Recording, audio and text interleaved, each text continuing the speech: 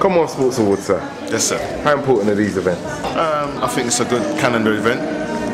Things have obviously moved further forward from back in the day to where we are now.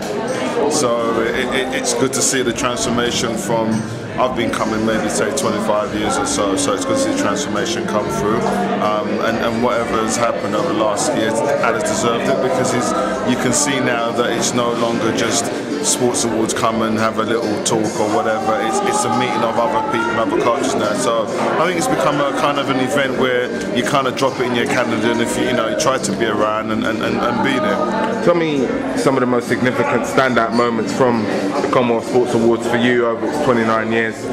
Wow, met a lot of good people. I think in the early days it was very much a social event and very much a social gathering. So you got to meet people from different sports, whether they were black or whatever, but people that you might see and know of but don't get to meet. And I feel now you've formed those relationships. It's a different kind of setup now. So now it's a little bit more corporate, which is fine, but it also gives you opportunity to sit down with corporate people and say, this is what I'm doing, it's a business, you're interested, how can you help, how can we help you?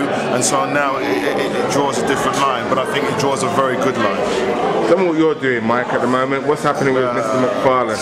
Mr. McFarlane is trying to set up his own kind of coaching program, which is going well, but it also has to be viable financially. So I'm just doing those things to put those things into place.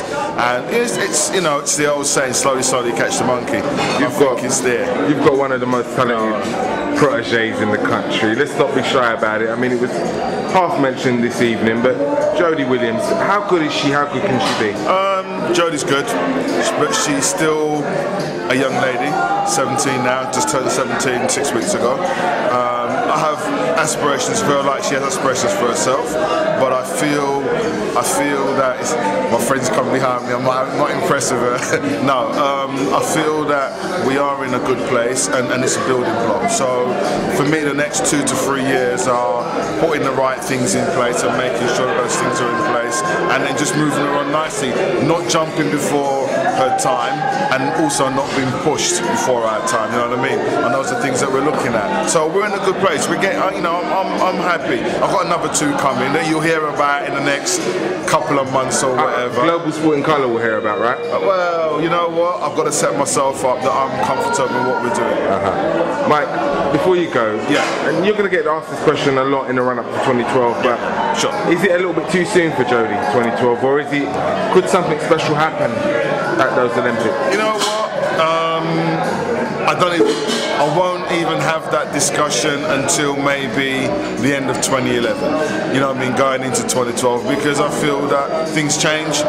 People, we've changed again this year. We've gone from training 3 days a week pragmatically. Now we're going to be doing 4 days a week because she's ready for it. She's also left her normal school and gone to sixth form college, so that brings another dimension of changing things around. The 4 days a week now brings another challenge. Studying 3 A levels, that brings another challenge, and so there's a lot of new challenges coming that I have to try to manage. Also look at the development and try to manage that, and look at the recovery as well and try to manage that as well. So that's going to be another 18 months of doing those things, but in the same time as well, we're building a team. And busy, but you love it, don't you? Yeah, I do. Would you have it any other way, Mike? No, I think it's, I've always said to people, if I can get paid doing what I enjoy doing and what I'm good at, then it's a result. I believe I'm good at it. I have been in a position and privileged to be paid at what I'm good at doing, and it's almost back to where you're going to get paid a good wage and enjoy what you're doing. But now, I've gone through the 1 year of being unemployed and stuff like that. But tough time leaving Newcastle, right? Yeah, but you know what? I'm a believer that cream rises to the top. I'm also a believer that you have to succeed, you have to go through hardship, and I think I've going through that at the moment and still succeeding. So you can only get to the bottom and then rise to the top. It's peaks and troughs, isn't it, Mike? I mean, you've kind of been there. At your peak, maybe 10, 12, 15 years ago, you had one of the most enviable training groups in the country. Yeah. You went through that process, you've come back around.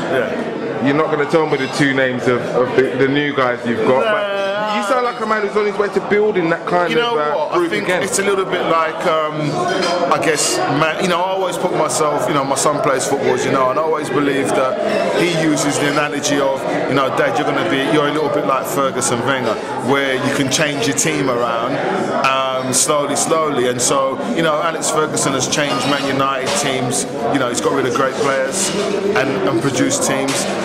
Wenger's got rid of players and is reconstructing teams. And I think that, yeah, you're right. I had Chambers and Golding and Jarrett and Regis and Braithwaite. And the girls as well. And the girls, Joyce Madaka and Sarah Warholme. And now the kind of situations come back now. So, Jody Williams is on the horizon. I've got another young man, Jordan Huggins, on the horizon. I've got another 2 or 3 people that I feel in the next year will make big strides. And so I feel I'm getting back to where I would like to be in terms of having a group. So when you go to major championships, the top coaches are, Max over there, and it's like, who you got here?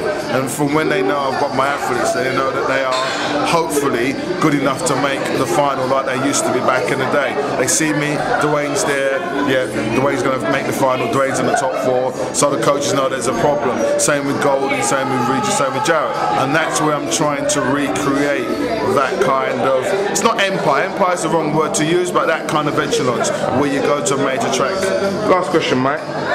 What's the future of track and field in the UK? I mean, people are saying that beyond 2012, maybe there isn't too much positive to look forward to. Is that the case? Or? I think we say that about a lot of things in this country and worldwide, you know what I mean? And I just think 2012 is the pinnacle because it's London. And people see that as, we need to get it right, it's London, but there is always going to be life after, The events will change, the people will change. It might take a little bit longer to get them to where we'd like them to be. But, I think, certain people that we look at, they come once in a blue moon. We won't find another Daley Thompson. That was a one-off for a period of time. We're not going to find another Sebastian Coe. Because that's one in a blue moon, do you know what I mean? And so we were blessed in a period where we had Coe, Ovett, Cram, Elliott. Now, over a 40-year process, most countries would be happy to have those 4 sets of people in a 10-year program.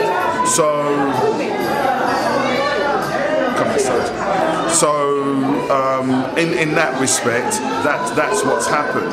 So to me, we've had Linford, Dwayne, and you think maybe hopefully Simeon will come through, and then you can't think, for 15, 20 years we had Dwayne and we had Linford, and then you try and push hard to find another person. They were one-offs, and it takes a long while to get. I think the girls is where we've got to look at, where we're hoping that we get an opportunity to bring those through. So maybe Jodie is going to be one person that comes through, because we had the Sonia Landemans and the Andrea Lynches and people like that, and maybe now she can be that person to do that. So we just have to wait and see.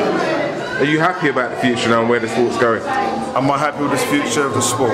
Yeah, I am. You are? Yeah, I am. I'll be honest with you, I'm happy with the way sport is, because I feel that in the next couple of years we have to fail to succeed, and we have to go through that process. And right now we're in that process where I believe administration will change, new management will come in, and people will be in the positions where they can help. If it doesn't happen, life still goes on. And I've learned that for myself, that this year, yeah, you get made redundant from UK athletics. It was 2012, and maybe I took my after ball, maybe I got comfortable.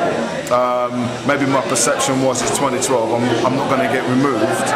And it happens. And so to me, that's kind of the one thing. I still will go to the track, I will still survive, and I will still coach. But it has been difficult. But they perform, Jodie's performed, and we'll move the bar again, and we'll be somewhere. So I'm cool. Just get on with it. Cool. Thanks for your time, man. No.